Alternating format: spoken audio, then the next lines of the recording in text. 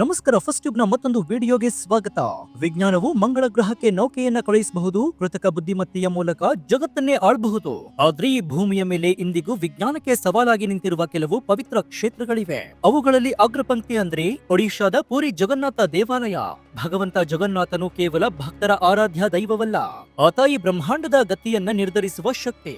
ಆದ್ರೆ ಕಳೆದ ಕೆಲವು ದಿನಗಳಿಂದ ಪೂರಿಯಲ್ಲಿ ನಡೀತಾ ಇರುವ ಘಟನೆಗಳು ಇಡೀ ದೇಶವನ್ನ ಬೆಚ್ಚಿ ಬೀಳಿಸ್ತಾ ಇವೆ. ಶತಮಾನಗಳಿಂದಲೂ ನಡೆಯದ ಪವಾಡಗಳು, ಅಶುಭ ಸಂಕೇತಗಳು ಈಗ ಕಾಣಿಸಿಕೊಳ್ತಾ ಇವೆ.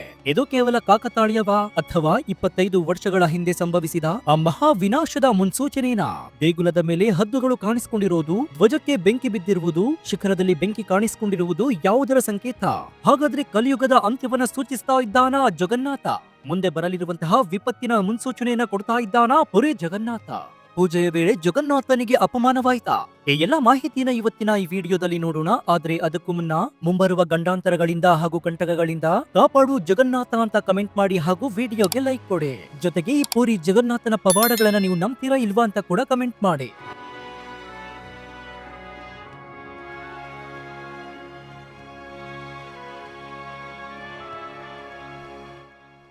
ಪುರಿ ದೇವಾಲಯದ ಮೇಲಿರುವಂತಹ ಪತೀತ ಪಾವನ ಧ್ವಜಕ್ಕೆ ತನ್ನದೇ ಆದ ಮಹತ್ವವಿದೆ. ಗಾಳಿ ಬೀಸುವ ವಿರುದ್ಧ ದಿಕ್ಕಿನಲ್ಲಿ ಹಾರುವ ಈ ಧ್ವಜವು ಜಗತ್ತಿನ 8ನೇ ಅದ್ಭುತವಾಗಿದೆ. ಆದ್ರೆ 2 ದಿನಗಳ ಹಿಂದೆ ಈ ಧ್ವಜಕ್ಕೆ ಬೆಂಕಿ ತಗುಲಿತು. ಭಕ್ತರು ಆತಂಕಗೊಂಡಿದ್ರು. ಅರ್ಚಕರು ಹೇಳುವ ಪ್ರಕಾರ ಇದು ದೀಪದಿಂದ ಸಂಭವಿಸಿರಬಹುದು. ಆದ್ರೆ ಇತಿಹಾಸ ಬೇರೆಯದ್ದೇ ಹೇಳ್ತಾ ಇದೆ. ಸರಿಯಾಗಿ 25 ವರ್ಷಗಳ ಹಿಂದೆ ಅಂದ್ರೆ 1999ರಲ್ಲಿ ಇದೇ ರೀತಿ ಧ್ವಜಕ್ಕೆ ಬೆಂಕಿ ಬಿದ್ದಿತ್ತು. ಅದರ ಬೆನ್ನಲ್ಲೇ ಒಡಿಶಾದಲ್ಲಿ ಅಪ್ಪಳಿಸಿತ್ತು ಭೀಕರವಾದ ಸೂಪರ್ ಸೈಕ್ಲೋನ್. ಸಾವಿರಾರು ಜನರ ಜೀವವನ್ನ ಬಲಿ ಪಡೆದ ಈ ಚಂಡಮಾರುತ ಎಂದಿಗೂ ಜನರ ಮನಸ್ಸಿನಲ್ಲಿ ಹಸಿರಾಗಿದೆ. ಈಗ ಮತ್ತೆ ಬೆಂಕಿ ಬಿದ್ದಿರುವುದು ಯಾವ ಸುನಾಮಿಯ ಮುನ್ಸೂಚನೆ ಅಂತ ಜನ ಆತಂಕಕ್ಕೆ ಗೀಡಾಗಿದ್ದಾರೆ. ಇನ್ನು ಜಗನ್ನಾಥ ದೇವಾಲಯದ ಮತ್ತೊಂದು ದೊಡ್ಡ ರಹಸ್ಯವಂದ್ರೆ ಈ ಗೋಪುರದ ಮೇಲೆ ಯಾವುದೇ ಪಕ್ಷಿ ಹಾರುವುದಿಲ್ಲ, ವಿಮಾನಗಳು ಸಹ ಈ ಮಾರ್ಗದಲ್ಲಿ ಚಲಿಸುವುದಿಲ್ಲ ಅಂತ ಹೇಳಲಾಗುತ್ತೆ. ಗೋಪುರದ ಮೇಲಿರುವಂತಹ ನೀಲಚಕ್ರವು ಕಾಂತೀಯ ಶಕ್ತಿಯನ್ನ ಹೊಂದಿದೆ ಎಂಬುದು ವಿಜ್ಞಾನಿಗಳ ವಾದ. ಆದ್ರೆ ಈಗ ಅದೇ ನೀಲಚಕ್ರದ ಮೇಲೆ ರಣಹದ್ದುವೊಂದು ಕೂತಿರುವುದು ವಿಜ್ಞಾನ ಮತ್ತು ನಂಬಿಕೆ ಎರಡಕ್ಕೂ ಕೂಡ ಸವಾಲಾಗಿದೆ. ಪುರಾಣಗಳ ಪ್ರಕಾರ ಹದ್ದು ಅಥವಾ ಗರುಡ ಭಗವಂತನ ವಾಹನ ನಿಜ. ಆದ್ರೆ ಶಾಸ್ತ್ರಗಳ ಪ್ರಕಾರ ದೇವಾಲಯದ ಶಿಖರದ ಮೇಲೆ ಹದ್ದು ಕುಳಿತುಕೊಳ್ಳುವುದು ರಾಜಭಯ ಅಥವಾ ದೇಶಕ್ಕೆ ಗಂಡಾಂತರದ ಸಂಕೇತ. ಹದ್ದು ಮಾಂಸಾಹಾರಿ ಪಕ್ಷಿ, ಇದು ಅಶುಭದ ಸಂಕೇತ ಅಂತ ಹಿರಿಯರು ಹೇಳ್ತಾರೆ. ವಿಶ್ವಾದ್ಯಂತ ಯುದ್ಧದ ಕಾರ್ಮೋಡ ಕವಿದಿರುವ ಈ ಕಾಲದಲ್ಲಿ ಭಾರತದ ಮೇಲೆ ಯಾವುದಾದ್ರೂ ದೊಡ್ಡ ಆಪತ್ತು ಕಾದಿದ್ಯಾ? ಇದೀಗ ಈ ಪ್ರಶ್ನೆ ಎಲ್ಲರನ್ನ ಕಾಡ್ತಾ ಇದೆ. ಇನ್ನು ಪುರಿ ಜಗನ್ನಾಥ ದೇವಾಲಯದ 8 ಅದ್ಭುತಗಳನ್ನ ನೀವು ನೋಡ್ಲೇಬೇಕಾಗತ್ತೆ. ಅದರಲ್ಲಿ ಮೊದಲನೆಯದು ಗಾಳಿಯ ವಿರುದ್ಧದ ದಿಕ್ಕಿನ ಧ್ವಜ. ನಮ್ಗೆಲ್ಲ ಗೊತ್ತಿರೋ ಹಾಗೆ ಯಾವ್ದಾದ್ರು ಬಟ್ಟೆಯನ್ನ ಹಿಡಿದ್ರೆ ಅದು ಗಾಳಿಯ ದಿಕ್ಕಿಗೆ ಹಾರಾಡುತ್ತೆ. ಆದ್ರೆ ಪುರಿ ಜಗನ್ನಾಥ ಗೋಪುರದ ಮೇಲಿರುವಂತಹ ಧ್ವಜ ಗಾಳಿಯ ವಿರುದ್ಧ ದಿಕ್ಕಿಗೆ ಹಾರುತ್ತೆ. ಇದು ಚಮತ್ಕಾರವಲ್ಲದೆ ಇನ್ನೇನು? ಇನ್ನು ನೆರಳಿಲ್ಲದ ಗೋಪುರ. ಮಧ್ಯಾಹ್ನದ ವೇಳೆಯಲ್ಲೂ ಕೂಡ ಈ ಬೃಹತ್ ದೇವಾಲಯದ ನೆರಳು ಭೂಮಿಯ ಮೇಲೆ ಬೀಳೋದಿಲ್ಲ. ಇದು ವಾಸ್ತುಶಿಲ್ಪದ ಚಮತ್ಕಾರ ಅಂತ ವಿಜ್ಞಾನ ಹೇಳಿದ್ರೆ, ಇಲ್ಲ ಇದು ಪುರಿ ಜಗನ್ನಾಥನ ಮಹಿಮೆ ಅಂತ ಹೇಳ್ತಾರೆ ಜನ. ಇನ್ನು ಸಮುದ್ರದ ಸದ್ದು. ಸಿಂಹದ್ವಾರದ ಒಳಗೆ ಹೋದ ತಕ್ಷಣ ಸಮುದ್ರದ ಘರ್ಜನೆ ಮೌನವಾಗುವುದು ಹೇಗೆ? ಲಂಕೆಯಿಂದ ಬರುವ ಧ್ವನಿಯನ್ನ ಹನುಮಂತನು ತಡೆದಿದ್ದಾನೆ ಎಂಬ ಪುರಾಣ ಕಥೆ ಇದೆ. ಅದೇ ರೀತಿಯಾಗಿ ಇಲ್ಲಿ ಈ ದೇವಾಲಯದ ಒಳಗಿರುವಂತಹ ಸಿಂಹದ್ವಾರದ ಒಳಗೆ ಹೋದ ತಕ್ಷಣ ಸಮುದ್ರದ ಘರ್ಜನೆಯೇ ನಿಂತು ಹೋಗುತ್ತೆ. ಆದ್ರೆ ಹೊರಗೆ ಬಂದ್ರೆ ಸಾಕು ಸಮುದ್ರದ ಘರ್ಜನೆ ಜೋರಾಗಿ ಕೇಳಿಸುತ್ತೆ. ಇದು ಪವಾಡವಲ್ಲದೆ ಮತ್ತೇನು? ಇನ್ನು ಮಹಾಪ್ರಸಾದದ ರಹಸ್ಯ. 7 ಮಡಿಕೆಗಳನ್ನ ಒಂದರ ಮೇಲೊಂದು ಇಟ್ಟು ಬೇಯಿಸುವುದು. ಇಲ್ಲಿ ಅಚ್ಚರಿಯ ವಿಚಾರ ಏನಂದ್ರೆ ಮೇಲಿನ ಮಡಿಕೆ ಮೊದಲು ಬೇಯುತ್ತೆ. ಇದು ವಿಜ್ಞಾನಿಗಳಿಂದಲೂ ಭೇದಿಸಲಾಗದ ಚಮತ್ಕಾರವಾಯಿತು. ಇನ್ನು ಅನ್ನದ ವ್ಯರ್ಥವಿಲ್ಲ. ಪುರಿ ಜಗನ್ನಾಥ ದೇವಾಲಯಕ್ಕೆ ಲಕ್ಷಾಂತರ ಜನ ಬಂದರೂ ಕೂಡ ಪ್ರಸಾದ ಸಾಲದೇ ಇರುವುದು ಅಥವಾ ವ್ಯರ್ಥವಾಗದೇ ಇರುವುದು ಆಡಳಿತಾತ್ಮಕ ಮತ್ತು ದೈವಿಕ ರಹಸ್ಯವಾಗಿದೆ. ಅಂದ್ರೆ ಪುರಿ ಜಗನ್ನಾಥ ದೇವಾಲಯದಲ್ಲಿ ಪ್ರತಿನಿತ್ಯ ಲಕ್ಷಾಂತರ ಭಕ್ತರು ಬರ್ತಾರೆ. ಇದೇ ವೇಳೆಯಲ್ಲಿ ಎಷ್ಟೇ ಜನ ಬಂದರೂ ಕೂಡ ಅಲ್ಲಿ ಪ್ರಸಾದ ಖಾಲಿ ಆಗೋದಿಲ್ಲ. ಅಲ್ಲದೆ ದಿನ ಕಳೆದ ನಂತರ ಅಲ್ಲಿ ಪ್ರಸಾದ ಕೂಡ ಉಳಿಯೋದಿಲ್ಲ, ಸರಿ ಸಮಾನವಾಗಿರುತ್ತೆ. ಒಂದ್ ವೇಳೆ ಇಂದು ಲಕ್ಷಾಂತರ ಭಕ್ತರು ಬಂದ್ರೆ ಅಲ್ಲಿ ಲಕ್ಷಾಂತರ ಭಕ್ತರಿಗೂ ಊಟ ಆಗುತ್ತೆ. ಒಂದ್ ವೇಳೆ ಅಲ್ಲಿ 1000 ಭಕ್ತರು ಬಂದ್ರೆ ಅಲ್ಲಿ 1000 ಜನಕ್ಕಷ್ಟೇ ಊಟ ಆಗುತ್ತೆ. ಇನ್ನು ಒಡಿಶಾದ ಸಂತ ಅಚ್ಯುತಾನಂದ ದಾಸರು 100 ವರ್ಷಗಳ ಹಿಂದೆಯೇ ಮಾಕಾಡಿ ಎಂಬ ಗ್ರಂಥದಲ್ಲಿ ಭವಿಷ್ಯವನ್ನ ಬರೆದಿಟ್ಟಿದ್ದಾರೆ. ಅದರಲ್ಲಿ ಅವರು ಉಲ್ಲೇಖಿಸಿದ್ದಾರೆ, ಯಾವಾಗ ಜಗನ್ನಾಥನ ಧ್ವಜಕ್ಕೆ ಬೆಂಕಿ ಬೀಳುತ್ತದೆಯೋ, ಯಾವಾಗ ಶಿಖರದ ಮೇಲೆ ಅಶುಭ ಪಕ್ಷಿಗಳು ಕುಳಿತುಕೊಳ್ಳುತ್ತವೆಯೋ, ಆಗ ಕಲಿಯುಗದ ಅಂತ್ಯ ಆರಂಭ ಅಂತ. ಈ ಘಟನೆಗಳು ಸಂಭವಿಸಿದ ನಂತರ ಜಗತ್ತು ಮಹಾಯುದ್ಧ ಮತ್ತು ನೈಸರ್ಗಿಕ ವಿಕೋಪಗಳನ್ನ ಎದುರಿಸಲಿದೆ ಅಂತ ಅವರು ಬರೆದಿದ್ದಾರೆ. ಇಂದಿನ ಜಾಗತಿಕ ರಾಜಕೀಯ ಪರಿಸ್ಥಿತಿಯನ್ನ ನೋಡಿದ್ರೆ ಅಚ್ಚರಿ ಅನ್ಸುತ್ತೆ. ಯಾಕಂದ್ರೆ ರಷ್ಯಾ ಉಕ್ರೇನ್ ಯುದ್ಧ, ಇಸ್ರೇಲ್ ಸಂಘರ್ಷವನ್ನ ನೋಡಿದ್ರೆ ಮಾಕಾಡಿ ಭವಿಷ್ಯವಾಣಿ ನಿಜವಾಗ್ತಾ ಇದೆ ಎಂಬ ಭಯ ಕೂಡ ಕಾಡುತ್ತೆ. ಇನ್ನು ವೀಕ್ಷಕರೇ, ಇಂದು ಜಗನ್ನಾಥನ ಧ್ವಜಕ್ಕೆ ಬೆಂಕಿ ಬಿದ್ದಿರುವುದನ್ನ ನೋಡಿ ನಾವು ಯಾಕೆ ಇಷ್ಟೊಂದು ಆತಂಕ ಪಡ್ತಾ ಇದ್ದೀವಿ ಎನ್ನುವುದಕ್ಕೆ 1999ರ ಆ ಕರಾಳ ಇತಿಹಾಸವೇ ಸಾಕ್ಷಿ. ಅಕ್ಟೋಬರ್ 1999ರಲ್ಲಿ ಒಡಿಶಾಗೆ ಸೂಪರ್ ಸೈಕ್ಲೋನ್ ಅಪ್ಪಳಿಸುವ ಕೇವಲ 2 ದಿನಗಳ ಹಿಂದೆ ಪುರಿ ಜಗನ್ನಾಥನ ಮೇಲೆ ಇದೇ ರೀತಿಯ ಅಶುಭ ಘಟನೆಗಳು ನಡೆದಿದ್ವು. ಅಂದು ಕೂಡ ಪವಿತ್ರ ಧ್ವಜ ಹರಿದು ಬಿದ್ದಿತ್ತು. ಆಕಾಶದಲ್ಲಿ ವಿಚಿತ್ರ ಬದಲಾವಣೆಗಳಾಗಿದ್ವು.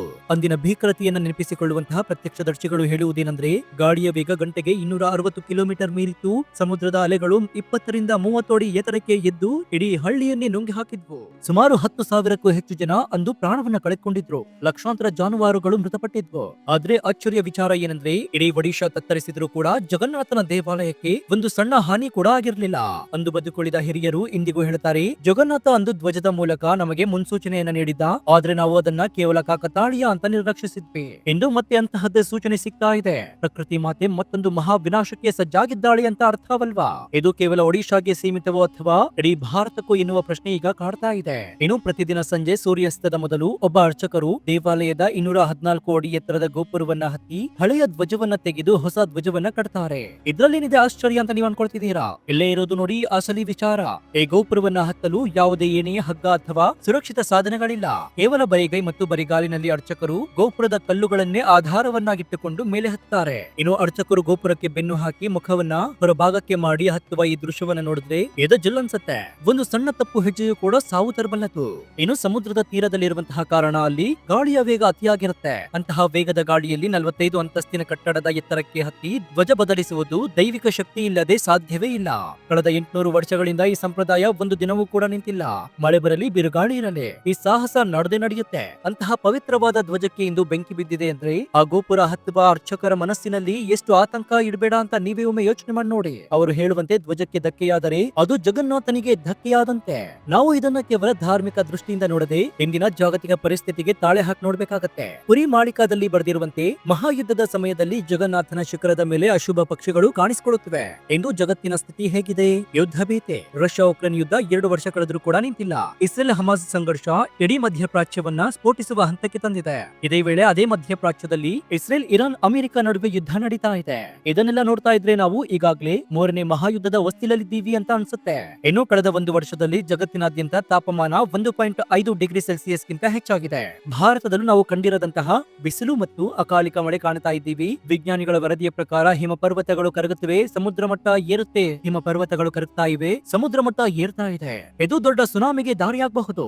ಇತ್ತೀಚೆಗೆ ನಾವು ನೋಡಿದ ಜಪಾನ್ ಮತ್ತು ಟರ್ಕಿ ಭೂಕಂಪಗಳು ಪ್ರಕೃತಿಯ ಮುನಿಸಿಕೆ ಸಾಕ್ಷಿಯಾಗಿವೆ. ಈ ಎಲ್ಲ ಅಂಕಿಅಂಶಗಳು ಮತ್ತು ಜಗನ್ನಾಥನ ದೇವಾಲಯದಲ್ಲಿ ನಡೀತಾ ಇರುವ ಘಟನೆಗಳು ಒಂದಕ್ಕೊಂದು ತಾಳಿಯಾಗ್ತಾ ಇವೆ. ವಿಜ್ಞಾನ ಇದನ್ನ ಹವಾಮಾನ ಬದಲಾವಣೆ ಅಂತಂದ್ರೆ, ಭಕ್ತರು ಇದನ್ನ ಜಗನ್ನಾಥನ ಎಚ್ಚರಿಕೆ ಅಂತ ಇದ್ದಾರೆ. ಕಾರಣ ಏನೇ ಇರಲಿ, ಫಲಿತಾಂಶ ಮಾತ್ರ ವಿನಾಶದ ಕಡೆಗೆ ಸೂಚಿಸ್ತಾ ಇದೆ. ಸೊ ವೀಕ್ಷಕರೇ, ಇವೆಲ್ಲವೂ ಕೇವಲ ಭಯ ಹುಟ್ಟಿಸುವ ಮಾತುಗಳಲ್ಲ, ಬದಲಾಗಿ ನಾವು ಎಚ್ಚೆತ್ತುಕೊಳ್ಳಬೇಕಾದ ಸಮಯ.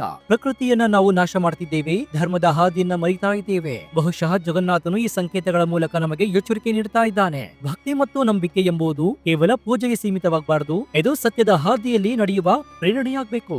ಜಗನ್ನಾಥನು ಈ ದೇಶವನ್ನ, ಈ ಭೂಮಿಯನ್ನ ಕಾಪಾಡಲಿ ಅಂತ ನಾವು ಆಶಿಸೋಣ. ಸೊ ಈ ವಿಡಿಯೋ ಬಗ್ಗೆ ನಿಮ್ಮ ಅಭಿಪ್ರಾಯ ಏನು ಅಂತ ಕಮೆಂಟ್ ಮಾಡಿ, ಹಾಗೂ ವಿಡಿಯೋಗೆ ಲೈಕ್ ಕೊಡಿ. ಜೊತೆಗೆ ನೀವಿನ್ನೂ ನಮ್ಮ ಚಾನೆಲ್ ಅನ್ನ ಸಬ್ಸ್ಕ್ರೈಬ್ ಮಾಡ್ಕೊಂಡಿಲ್ಲ ಅಂದ್ರೆ ಈ ಕೂಡಲೇ ಸಬ್ಸ್ಕ್ರೈಬ್ ಮಾಡ್ಕೊಂಡು ಪಕ್ಕದಲ್ಲಿರುವಂತಹ ಬೆಲ್ ಐಕಾನ್ ಅನ್ನ ಪ್ರೆಸ್ ಮಾಡಿ. ಇದರಿಂದ ನಾವು ಹಾಕುವ ಹೊಸ ವಿಡಿಯೋಗಳ ನೋಟಿಫಿಕೇಶನ್ ಮೊದಲು ನಿಮಗೆ ಸಿಗುತ್ತೆ. ಇದಾಗಿತ್ತು ಈ ಕ್ಷಣದ ವಿಶೇಷ. ನೋಡ್ತಾ ಇರಿ ಫಸ್ಟ್ ಟ್ಯೂಬ್ ಕನ್ನಡ. ಧನ್ಯವಾದ.